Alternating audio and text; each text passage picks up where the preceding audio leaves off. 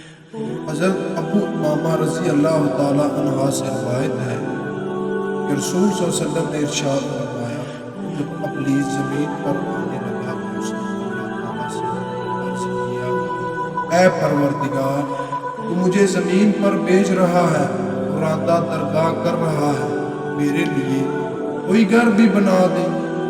اللہ تعالیٰ نے فرمایا، تیرا گھر حمام ہے، واش روم ہے۔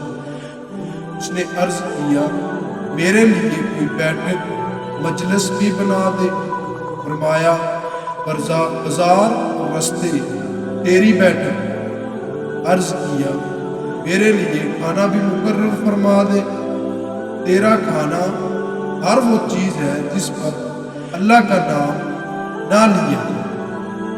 عرض کیا، میرے لیے پینے کے لیے بھی کوئی چیز مقرر کر دیجیے۔ فرمایا، ہر نشہ آور تیرا مشروب۔ عرض کیا، مجھے اپنی طرف بلانے کا کوئی ذریعہ بھی عنایت فرما دے۔ فرمایا، ناچ گانا تیری بنیادی ہے۔ عرض کیا، میرے لیے قرآن بار بار پڑھی جانے والی چیز بھی بنا دے۔